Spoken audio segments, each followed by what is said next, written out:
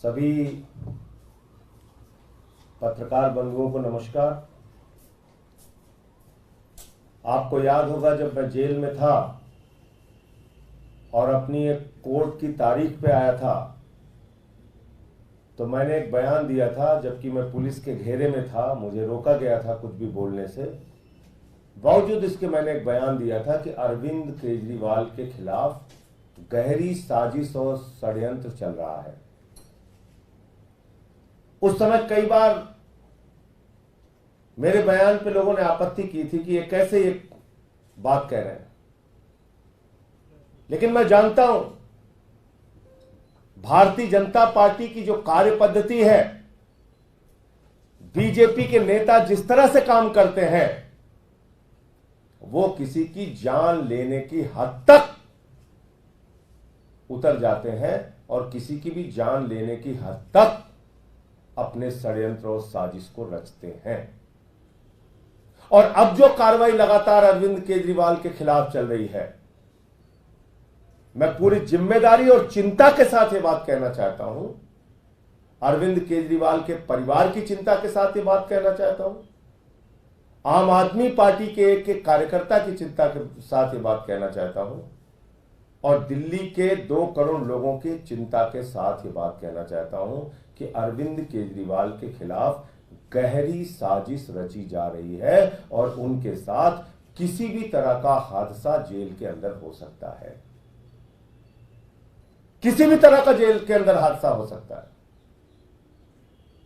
क्योंकि एक निर्वाचित 3 बार के निर्वाचित मुख्यमंत्री के साथ जिस तरह से आतंकियों जैसा व्यवहार किया जा रहा है, आतंकवादियों जैसा व्यवहार किया जा रहा है, वो आप सब खुलेआम देख रहे हैं।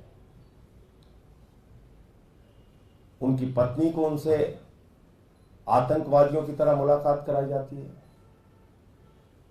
पंजाब सूबे के एक मुख्यमंत्री को उनसे आतंकवादियों की तरह मुलाकात कराई जाती है। और तो और अरविंद केजरीवाल के मामले में ईडी के अधिकारी हों, एलजी के ऑफिस के अधिकारी हों या जेल प्रशासन के अधिकारी हों, ये मिलकर उनके बारे में रोज षड्यंत्रपूर्ण खबरें मीडिया में देते हैं। फिर से मैं दोहरा रहा हूं, षड्यंत्रपूर्ण साजिशन, गहरी साजिश के तहत जेल के प्रशासन, एलजी ऑफिस के अधिकारी और ईडी के अधिकारी मिलकर मीडिया में बाहर भ्रामक और झूठी खबरें फैलाते हैं। जेल के नियमों के मुताबिक किसी भी कैदी के बारे में उसके स्वास्थ्य से संबंधित, उसके खान-पान से संबंधित किसी प्रकार की कोई जानकारी आप सार्वजनिक नहीं कर सकते। मैं पूछना चाहता हूं, ईडी ने कल किस अधिकार से अरविंद केजरीवाल के झूठे डाइट चार्ट को मीडिया में प्रचारित करवाया? इसके पीछे की क्या साजिश है? क्या आप किसी बहाने से जहर देने की साजिश कर रहे हैं? किसी बहाने से मारने की साजिश कर रहे हैं? क्या करना चाहते हैं क्या आप? क्योंकि जो कल आपने प्रचारित किया वो सरासर झूठ था, बेबुनियाद था। मैं पढ़ के बताता हूं। पहली बात तो यह कि अरविंद केजरीवाल जी शुगर के मरीज हैं, डायबिटिक हैं, आज से नहीं 30 साल से इंसुलिन लेते हैं। मीडिया के बड़े बड़े पत्रकार, रिपोर्टर जो भी उनसे थोड़ी सी उनके बारे में जानकारी रखते होंगे, वो सब ये जानते हैं कि अरविंद केजरीवाल इंसुलिन लेते हैं। और किसी भी शुगर के मरीज के लिए इंसुलिन दवा कितनी महत्वपूर्ण होती है कि अगर उसको समय पर इंसुलिन ना दी जाए तो उसकी जान जा सकती है। उसके जीवन के साथ प्रधानमंत्री नरेंद्र मोदी के इशारे पर खिलवाड़ क्यों किया जा रहा है? मेरा सीधा आरोप है भारतीय जनता पार्टी और देश के प्रधानमंत्री के इशारे पर दिल्ली के मुख्यमंत्री के जीवन के साथ खिलवाड़ क्यों किया जा रहा है। इंसुलिन जो किसी भी शुगर के मरीज के लिए सबसे जरूरी दवा होती है, जीवन रक्षक दवा होती है, समय पर ना मिले तो जान जा सकती है, ऐसी इंसुलिन दवा भी उनको क्यों नहीं मुहैया कराई जा रही है। आप कल्पना कर सकते हैं, बड़े से बड़े अपराधी का ट्रीटमेंट एम्स जैसे अस्पताल में होता है, लेकिन दिल्ली के मुख्यमंत्री, 3 बार के चुने हुए मुख्यमंत्री को जेल प्रशासन इंसुलिन मुहैया नहीं करा रहा है। और आप जानते हैं, सामान्य तौर पे जेल प्रशासन अपनी ओर से नहीं कर सकता। जब तक उनके आका जो ऊपर बैठे हुए हैं, देश के प्रधानमंत्री नरेंद्र मोदी, जब तक वहां से निर्देश नहीं जाता कि यह करना है, तुम्हें यह करना है, ऐसे साजिश करनी है, ऐसे साजिश करनी है, तब तक वो अपनी ओर से ऐसा काम नहीं कर सकते। ईडी के अधिकारी झूठा डाइट चार्ट प्रचारित कर रहे हैं, कह रहे हैं अरविंद केजरीवाल अपनी शुगर खुद बढ़ा रहे हैं। शर्म आनी चाहिए ईडी के अधिकारियों को। और हम लोग जल्द ही चुनाव आयोग में शिकायत करेंगे, क्योंकि ये चुनाव का वक्त है। हमारी पार्टी के नेता को बदनाम करने के लिए जेल प्रशासन के जो जो अधिकारी शामिल हैं इस साजिश में, एलजी ऑफिस के जो जो अधिकारी शामिल हैं इस साजिश में, ईडी के जो अधिकारी इस साजिश में शामिल हैं, अरविंद केजरीवाल की जिंदगी और जीवन के साथ खिलवाड़ करने की साजिश में जो लोग शामिल हैं, उनके विरुद्ध निलंबन की कार्रवाई की जाए, उनके विरुद्ध सख्त प्रशासनिक कार्रवाई की जाए। हम चुनाव आयोग से मिलकर और भारत के राष्ट्रपति से मिलकर इसकी भी मांग करेंगे। आपने मजाक बना रखा है, आप कुछ भी करेंगे, इंसुलिन की दवा नहीं देंगे। एक आदमी की जिंदगी के साथ आप खिलवाड़ कर रहे हैं, मजाक उड़ा रहे हैं। मैं पढ़ के सुनाता हूं उनकी शुगर की रिपोर्ट।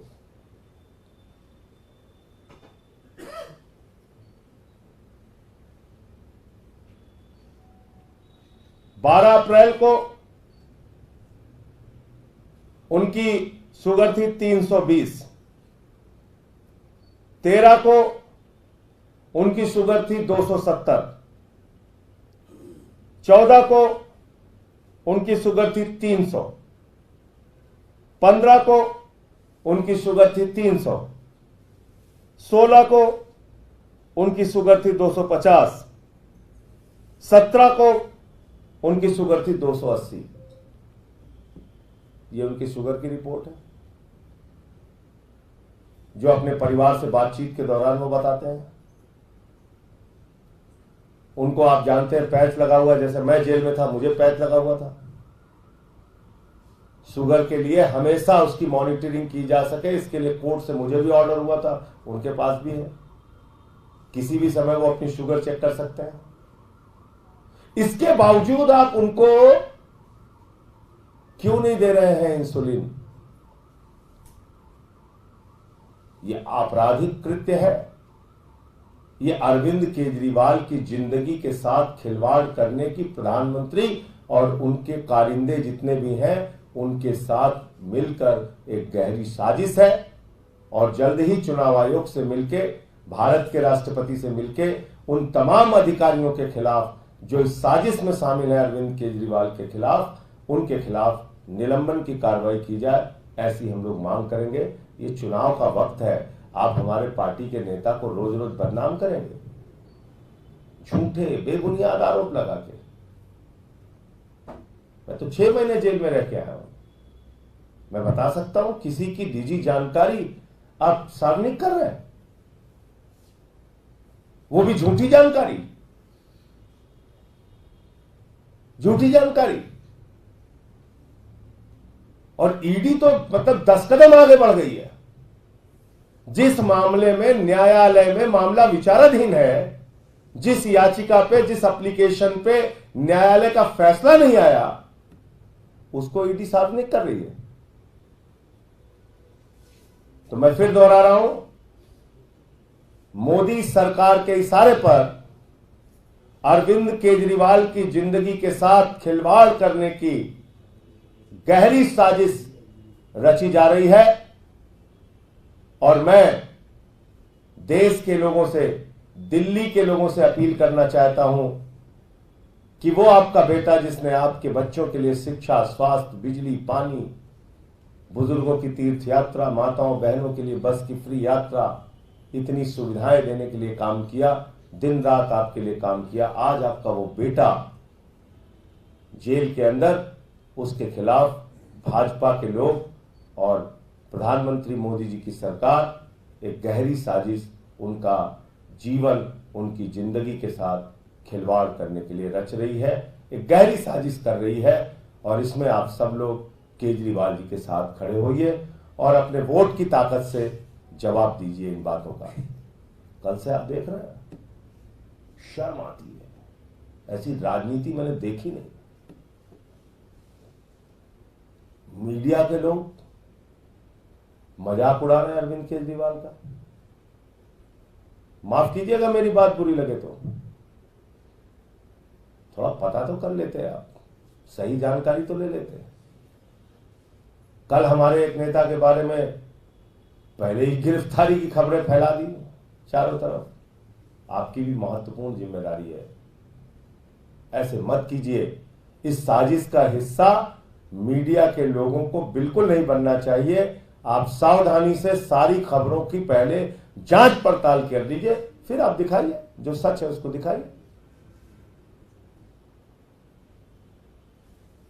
भाजपाई कल से ड्रामेबाजी कर रहे हैं, मजाक उड़ा रहे हैं अरविंद केजरीवाल की बीमारी का। शर्म नहीं आती तुम्हें?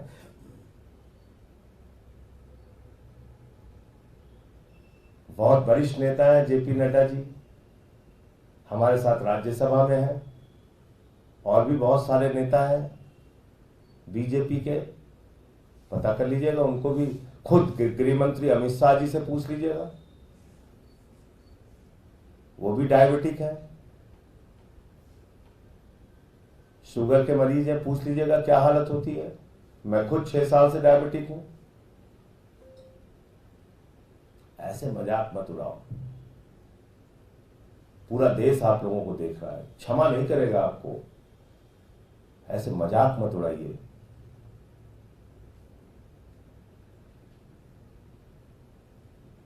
मतलब कल से मैं देख रहा हूं बीजेपी के लोग ऐसे मजाक उड़ा रहे हैं अरविंद केजरीवाल की बीमारी का।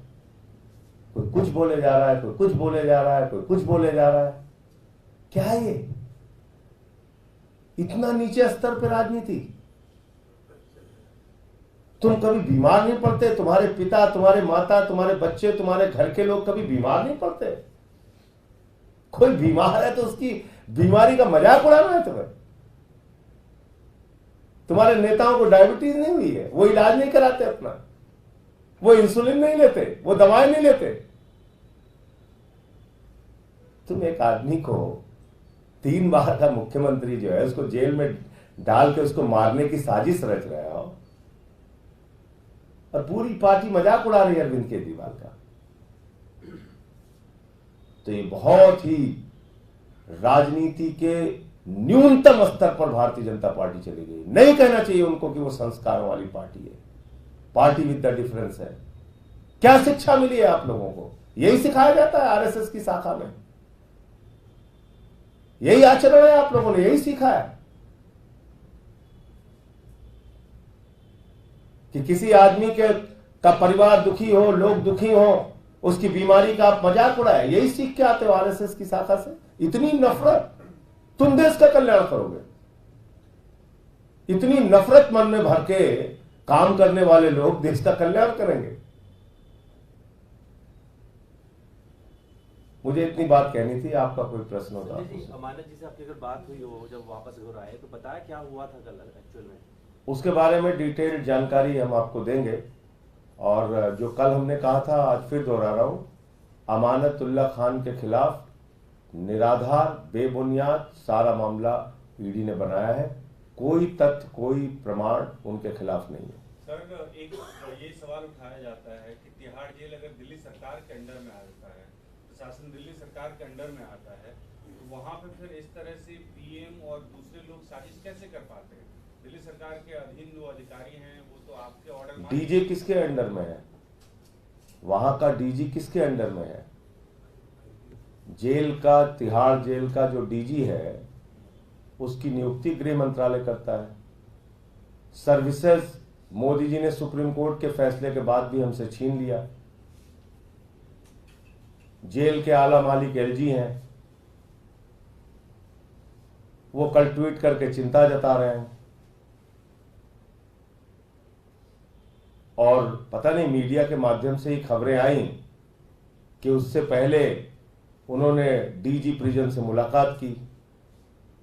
तो जब मुलाकात की तो ट्वीट करके कौन सी रिपोर्ट मंगा रहे हैं? यही मैं कह रहा हूं, ये सब बहुत गहरी साजिश का हिस्सा है। मैं यही कहना चाहता हूं। ऐसी खबरें आई मीडिया में, मुझे जानकारी नहीं है इसलिए मैं उसकी पुष्टि नहीं कर सकता। आप लोग पता कीजिए और ये भी पता कीजिए कि क्या, और देखिए ये एकदम अपने दिमाग से निकाल दीजिए कि अरविंद केजरीवाल इस प्रकार की किसी भी कार्रवाई से डरने, झुकने या उनका मनोबल टूटने वाला है। आप करते रहिए साजिश, हम लोग लड़ेंगे आपसे। धन्यवाद।